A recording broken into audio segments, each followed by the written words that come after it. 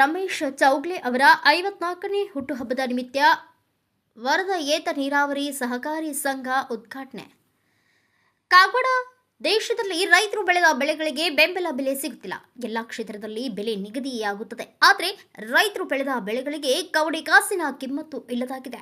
ರೈತರು ಬೆಳೆಯದಿದ್ರೆ ಜನ ಮಣ್ಣು ತಿನ್ನಬೇಕಾಗುತ್ತದೆ ಎಂದು ಹಂಚಿನಾಳದ ಭಕ್ತಿ ಯೋಗಾಶ್ರಮ ಮಹೇಶಾನಂದ ಸ್ವಾಮೀಜಿ ಹೇಳಿದರು. ಅವರು ದಿನಾಂಕ 15ರಂದು ಬುಧವಾರ ತಾಲೂಕಿನ ಶೇಡ್ಬಾಳ ಸ್ಟೇಷನ್ ರೋಡ್ ಹತ್ತಿರದ ವರದ ಪೋಯಲ್ಸ್ನಲ್ಲಿ ಹಮ್ಮಿಕೊಂಡ ಸ್ಥಳೀಯ ಮುಖಂಡರಾದ ರಮೇಶ್ ಚೌಗ್ಲೆ ಅವರ ಹುಟ್ಟುಹಬ್ಬದ ನಿಮಿತ್ತವಾಗಿ ಶ್ರೀ ವರದ ಯಾತ ಸಹಕಾರ ಸಂಘದ ನೀರಾವರಿ ಯೋಜನೆಗೆ ಚಾಲನೆ ನೀಡಿ ಸಾನ್ನಿಧ್ಯ ವಹಿಸಿ ಆಶೀರ್ವಚನ ಸಹಕಾರಿ ಸಂಘದ ಉದ್ದೇಶಗಳು ಹಾಗೂ ರೈತರಿಗೆ ದೊರೆಯುವ ಪ್ರಯೋಜನಗಳ ಕುರಿತು ವಿವರಿಸಿದರು. ನೀರಾವರಿ ಸೌಲಭ್ಯಗಳ ಅಭಿವೃದ್ಧಿಯ ಮೂಲಕ ಕೃಷಿ ಉತ್ಪಾದನೆ ಹೆಚ್ಚಿಸುವುದೇ ಸಂಘದ ಮುಖ್ಯ ಗುರಿಯಾಗಿದೆ ಎಂದರು. ಅಧ್ಯಕ್ಷತೆಯನ್ನ ಶಿವಗೌಡ ಕಾಗೆ ವಹಿಸಿದ್ರು.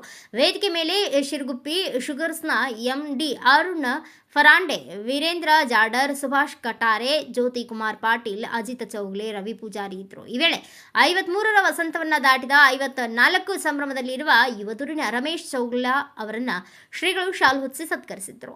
ಈ ಸಂದರ್ಭದಲ್ಲಿ ತಹಸೀಲ್ದಾರ್ ರವೀಂದ್ರ ಹಾದಿಮಿನಿ, ಉಪ ತಹಸೀಲ್ದಾರ್ ಅಣ್ಣಾ ಸಾಬ್ ಕೋರೆ, ಯುವಧುರಿನ ಚಿದಾನಂದ ಆವಟಿ, ಬಾಬಾ ಸಾಬ್ ನಾಂದ್ರಿ, ವಿನಾಯಕ ಚೌಗ್ಲಾ, ಪ್ರಕಾಶ್ ಪಾಟೀಲ್, ಸುನೀಲ್ ಮದ್ಬಾವಿ, ಉದಯ್ ಖೋಡೆ, ಮಲ್ಲಿಕಾರ್ಜುನ್ ಕಾಂಬ್ಳೆ, ವಿದ್ಯಾಧರ ದೊಂಡಾರೆ, ಪ್ರಕಾಶ್ ಕಾಂಬ್ಳೆ, ಸದಾಶಿವ್ ಚೌಗ್ಲಾ, ನಾಥ್ ಗೌಡ ಪಾಟೀಲ್, ಶಿವ್ ಚೌಗ್ಲಾ ಸೇರಿದಂತೆ ರೈತರು, ಗ್ರಾಮಸ್ಥರು ಉಪಸ್ಥಿತರಿದ್ದರು.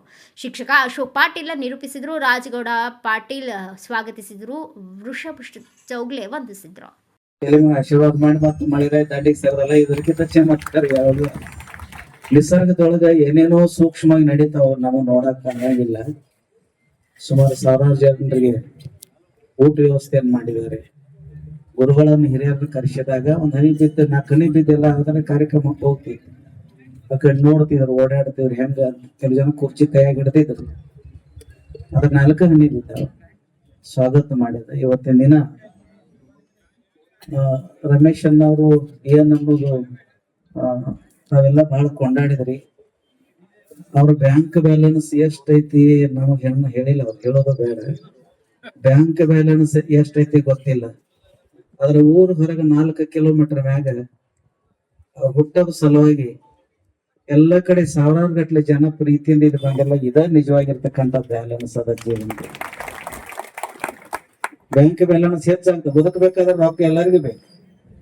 ಹಣ ಬ್ಯಾಲೆನ್ಸ್ ಹೆಚ್ಚು ಕಡಿಮೆ ಆಗ್ತಿರ್ತದೆ. ಅದ್ರ ಅವ್ರು ಗಳಿಸಿರುವಂತ ಗಳಿಕೆ ಮನ್ಯಾಗ ಲಾಕರ್ನಾಗ ಇರ್ಬೋದು. ಅದ್ರ ನಿಜವಾಗಿರ್ತಕ್ಕಂಥ ಗಳಿಕೆ ಯಾವ್ದ್ರಿ ಅಂದ್ರ ಅವ್ರನ್ನ ಪ್ರೀತಿ ಮಾಡಕ್ಕೆ ಸಾವಿರಾರು ಜನ ರಸ್ತೆ ಮ್ಯಾಗ ನಿಲ್ಲಕ್ ಜಾಗ ಇಲ್ಲ. ಸಾವಿರಾರು ಜನ 10 ಹಳ್ಳಿಯಿಂದ ನೀವೆಲ್ಲ ಬಂದಿದಿರಲ್ಲ.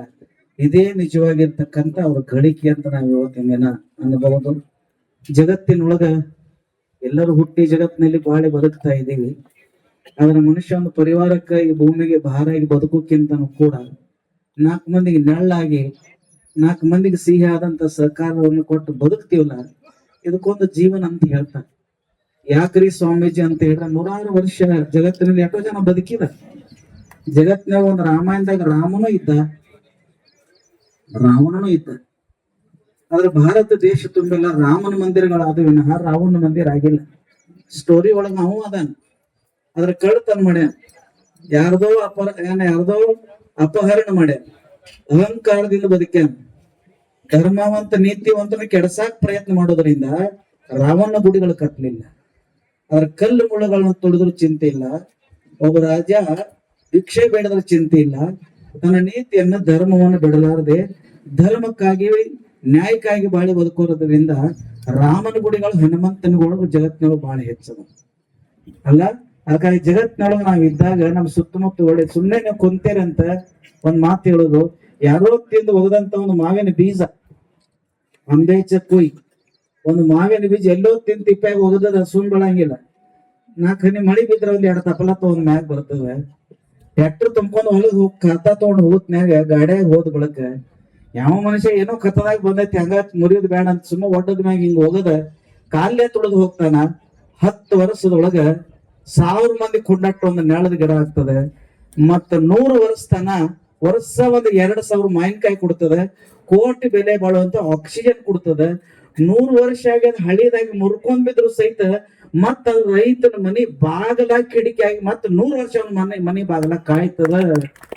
ಕಳ್ಳಕಾಯಿ ಕಾಮಂತವ್ ಏನ್ ಮಾಡ್ತದ, ಒಂದ್ ಮಾವಿನಕಾಯಿ ಬೀಜ 800 ವರ್ಷ ಕೆಲಸ ಮಾಡಿ ಸ್ವಾಮೀಜಿ 100 ವರ್ಷ ನೆಳ್ಳಕಾಯಿ ಸಂಘದ ಉದ್ಘಾಟನಾ ಸಮಾರಂಭ ಹಾಗೂ ರಮೇಶನ್ನ ಹುಟ್ಟುಹಬ್ಬದ ಆಚರಣೆ ಸಮಾರಂಭದ ದಿವ್ಯ ಸಾನ್ನಿಧ್ಯ ವಹಿಸಿದಂತ ಪರಮ ಪೂಜ್ಯ ಮಹೇಶಾನಂದ ಮಹಾಸ್ವಾಮಿಗಳ ಪಾದಾರವಿಂದಗಳಿಗೆ ನಮಸ್ಕರಿಸುತ್ತ ಮುಖ್ಯ ಅತಿಥಿಗಳಾಗಿ ಆಗಮಿಸಿದಂತ ರವಿ ಪೂಜಾರಿ ಅಣ್ಣ ಅವರೇ, ಕಡರೆ ಅಣ್ಣ ಅವರೇ, ಜ್ಯೋತಿ ಕುಮಾರ್ ಪಾಟೀಲ್ ಅವರೇ, ತರಾಂಡೆ ಅವರೇ, ನಾಂದ್ರೆ ಅವರೇ, ಇವರು ಅದನ್ನೆಲ್ಲ ಪೂರ್ಣ ತಯಾರಿ ಮಾಡ್ಯಾವ.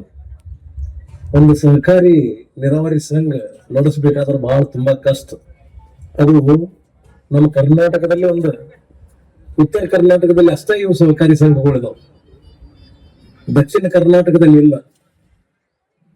ಇದು ಇಲೆಕ್ಟ್ರಿಸಿಟಿದು ಒಂದು ಕೆಲವೊಂದು ಪ್ರಾಬ್ಲಮ್ಗಳು ತಯಾರಾದವು. ನಮ್ಮ ಉಗಾರ್ ನೀರಾವರಿ ಸಂಘ ಸ್ಥಾಪನೆ ಆಯ್ತು. 2,500 HP 4 ಮೋಟರ್ ಅಂದ್ರೆ 1,000 HP ಆಯ್ತು.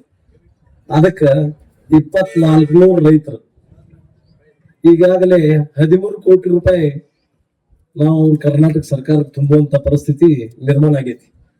ನಮ್ಮ ಸಹೋದರ ಸಾಕಷ್ಟು ಸಲ ಒಂದು ಮನುಷ್ಯಾಗ 1.5-2.5 HP ಅಷ್ಟ ಬರ್ತೈತಿ. 10 HP ವರೆಗೆ ಸೂಟ್ ಸೌಲಭ್ಯ ಐತಿ. ಆದ್ರ 2.5 HP ಯಾಕೆ ಕೊಡಂಗಿಲ್ಲ ಅಂತ ಈಗಾಗಲೇ ಫೈಟ್ ಮಾಡ್ತಾ ಇದ್ದಾರೆ. ಆದ್ರ ಈಗಿನೆಲ್ಲ ರೈತರು ಬದುಕುದ ಕಠಿಣ ಆಗಿ ಕೂತೈತಿ. ಯಾಕಂದ್ರ ಒಂದು ಒಳ್ಳೆ ರೈತ ಕುಟುಂಬ ಸುಮಾರು 10 ಎಕರೆ ಜಮೀನ್ ಇದ್ರು ಗಂಡ ಹೆಂಡತಿ ಹೊಟ್ಟೆ ತುಂಬಂಗಿಲ್ಲ. ನಾನು ಒಬ್ಬ ರೈತನ ಮಗ ಇದ್ರಿ. ಆದ್ರ ಇವತ್ತಿನ ದಿವಸ ಎಲ್ಲ ರಮೇಶ್ ಅಣ್ಣ ಇವರೆಲ್ಲ ಕೂಡ್ಕೊಂಡ ಇದೇನಪ್ಪ ಒಂದು ನೀರಾವರಿ ಒಂದ್ ಏನ್ರೆ 1-2 ಲಕ್ಷ ರೂಪಾಯಿದಾಗ ಆಗುವಂತದ್ದು ವಿಷಯ ಅಲ್ಲ. ಸುಮಾರು ಇವ್ರು ನನ್ಗೆ ಅನಿಸಿದ ಮಟ್ಟಿಗೆ 1-2 ಕೋಟಿ ಖರ್ಚು ಮಾಡಿ ಇಲ್ಲಿ ನೀರು ತಂದಿರ್ಬೋದು. ಇಂಥ ಸಾಲವನ್ನ ಮಾಡಿ ಈ ನೀರಾವರಿ ಸೌಲಭ್ಯಗಳನ್ನ ಪಡ್ಕೊಂಡು ಜಮೀನೊಳಗೆ ಉತ್ಪನ್ನ ತಕೊಂಡು ಬಂದ್ರೂ ಅದಕ್ಕೆ ಯೋಗ್ಯವಾದಂತ ಬೆಲೆ ಸರ್ಕಾರ ಕೊಡ್ಲಿಕ್ಕೆ ಸ್ಪಂದಿಸ್ತಾ ಇಲ್ಲ.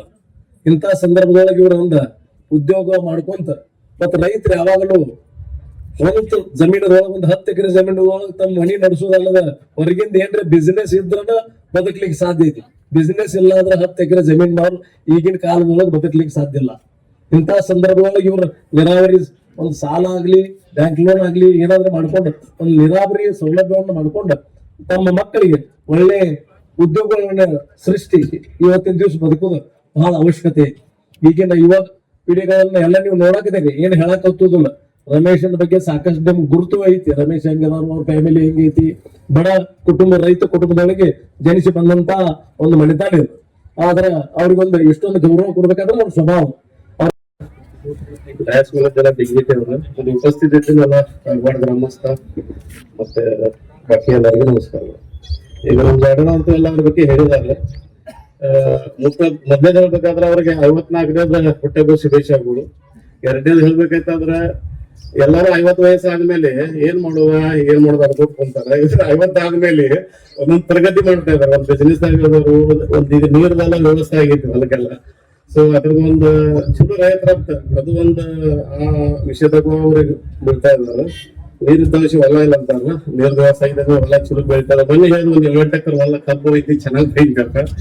ಸೊ 2ನೇದ ಈ ನಮ್ಮ ಶುಗರ್ ಫ್ಯಾಕ್ಟರಿ ಬಗ್ಗೆ ವಿಶೇಷ ಕನ್ಸರ್ನ್ ಮಾತಾಡ್ಬೇಕಾದ್ರೆ ಒಂದು ಇಥೆನಾಲ್ ಬ್ರ್ಯಾಂಡಿಂಗ್ ಇದೆ, ಅದು ಅದ್ರೊಳಗೂ ಇದಾರೆ. ಬಟ್ ಇನ್ನೂ ಅವ್ರದ್ದು ಏನ್ ಸಮಸ್ಯೆ ಬಂದಂಗಿಲ್ಲ ಈ ಭಾಗನಾಗ. ಬಾಕಿ ಎಲ್ಲಾ ಕಡೆ ಸೋಷಿಯಲ್ ಮೀಡಿಯಾದಾಗ ಅದ ಅಲ್ಲಿ ಹೇಳ್ತಾ ಇದಾರೆ. ಬಟ್ 20% ಬ್ಲೆಂಡಿಂಗ್ ಅದಕ್ಕೆ ತೆಳಗಿದ್ದ ಪ್ರಾಬ್ಲಮ್ ಇಲ್ಲ. ಮತ್ತೆ ಗೌರ್ಮೆಂಟ್ 20% ಬ್ಲೆಂಡಿಂಗ್ ಒಂದು ಅನುಕೂಲ ಮಾಡಿದೆ. ಸೊ ಅವೆಲ್ಲ ವಿಷಯ ಒಳಗ ಶುಭೇಚ್ಛೆಗಳು. ಇಷ್ಟು ಹೇಳೋದು 2 ಮಾತು ಮುಗಿಸ್ತಾರೆ. ನಮಸ್ಕಾರ. ಇದೇ ರೀತಿ ಮುಂದಿನ ದಿನಗಳಲ್ಲಿ ಸಾಮಾಜಿಕ ಮತ್ತು ರಾಜಕೀಯವಾಗಿ ಸಾಕಷ್ಟು ಬದಲಾವಣೆ ಆಗಲಿ.